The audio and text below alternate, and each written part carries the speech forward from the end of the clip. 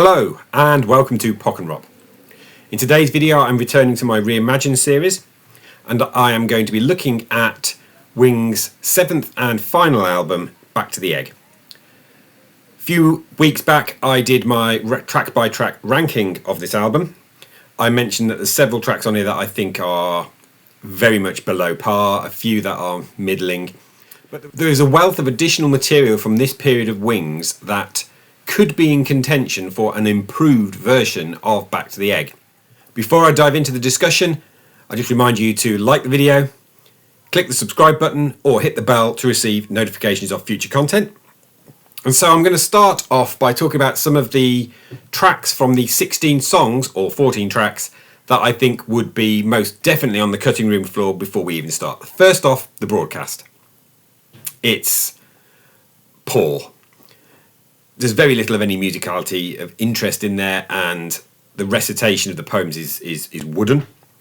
I would also be ditching Reception. Now, I like the bass riff on Reception, but it's not enough to really hold my interest.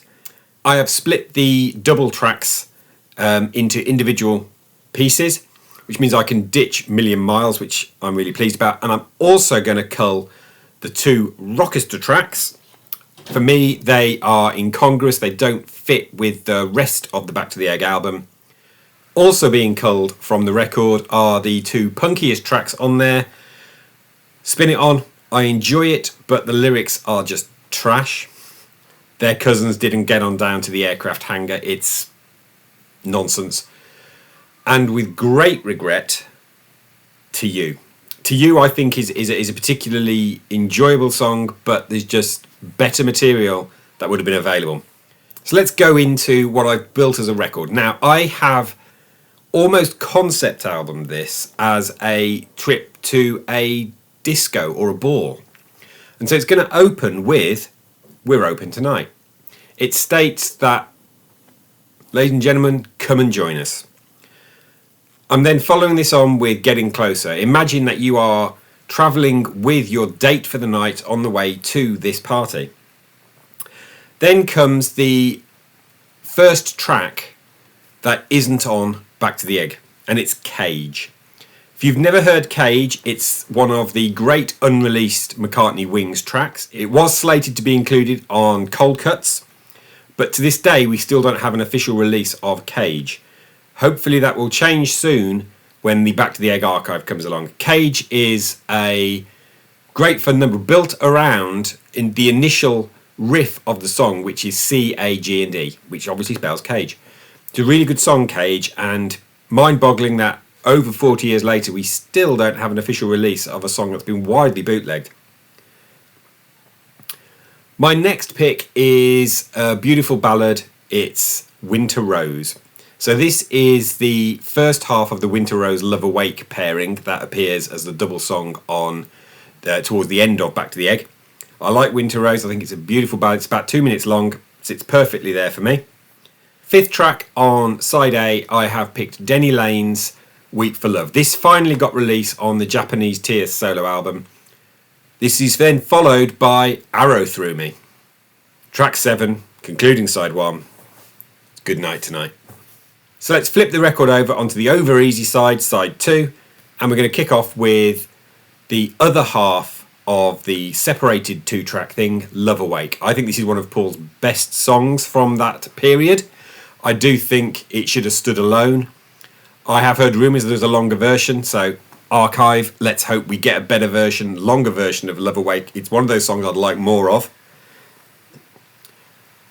And then we get the B-side to Good Night Tonight straight afterwards, which is Daytime, Nighttime Suffering. No matter what configuration of Back to the Egg you would care to consider, Daytime, Nighttime Suffering should have been on it. It's a terrific track. But Daytime, Nighttime Suffering, I think it's one of the few songs from this period that even Paul looks back with any real affection, as he included it on, I think, Pure McCartney. It is on Wingspan, and it's great lost B-side. My next pick on the record is Denny Lane's finest contribution to Wings for me, and for me, the best track on Back to the Egg. It's Again and Again and Again. I couldn't have this record without it. My next pick was This is what just edged out to you. It's Old Siam, Sir. I don't think it's amongst the finest of Wings songs. I think I ranked it number 5 overall on my rank list of Back to the Egg, and I toyed with not including it, but it is such a good bass riff. It's just the vocals kind of make me cringe ever so slightly from time to time. That said, Old Siam Sir is making it in. My next pick is a track that was released finally in 1990 on the B-side, to put it there. I think this would have sat really nicely on Back to the Egg. It's Same Time Next Year. This was the aborted song from the film of the same name, and I'm surprised Paul didn't revisit it and include it on the record. I found a place for it on my version of Back to the Egg. The penultimate track for me now is Baby's Request. It ends the original album, and I think it is a gorgeous pastiche of that 20s, 30s style of song. Paul revisited this for an additional track for the terrible Kisses on the Bottom record. And whilst this kept Cage off, I would never have dropped it from Back to the Egg. And finally, to conclude the record, I separated it from Million Miles, as I said. In comes After the Ball. I think this would be a really nice way to finish the record. I did toy with So Glad to See You Here, but boy can you see the join on that record when you listen to it between what's Rockestra and what's just Wings. It's clunky in the extreme. Listen to it again and see whether or not you agree with me. But I think there is now a thematic flow to the album. So, as I said, we kick off, we're open tonight, Getting Closer, Cage, Winter Rose, Weep for Love, Arrow Through Me, and Goodnight Tonight. That concludes side 1. Flip the record for Love Awake, Daytime, Nighttime, Suffering, Again and Again and Again, Old Siam Sir, Same Time Next Year, Baby's Request, and After the Ball. That is a 46-minute record, which is about the same length as the original Back to the Egg, just pushing the boundaries of how much you can include. That's my version of Back to the Egg, which I've called the hard-boiled edition. Let me know in the comments below what you think of it and what you might have included. I think it's a vast improvement. So much so, I actually made the CD. And I listen to it quite often. I think it is an improvement. It would push it into top 10 McCartney, if not even maybe top 5. Tracks that didn't quite make the cut that I did consider are things like Did We Meet Somewhere Before? It's a little bit twee, I think, in the chorus, although All the King's Horses and All the King's Men is from Humpty Dumpty and totally fits with the egg concept.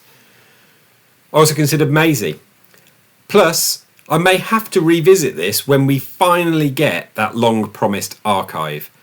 One of the things I really hope is on there, and I managed to find from a bootleg, and is the version I used, is a different version of Getting Closer with further lyrics sung by Denny Lane.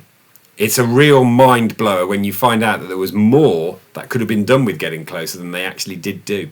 Please, Paul, do bring out that archive of Back to the Egg that we're longing for. There are rumours it might happen this year.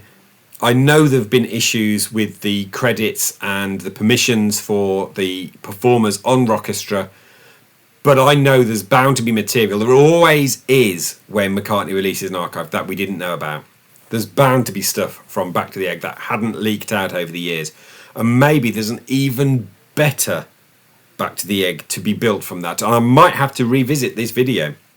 Before I go, I'll just remind you to like, subscribe and hit the bell. I'll be back in a week with another video. But until then, thanks for watching.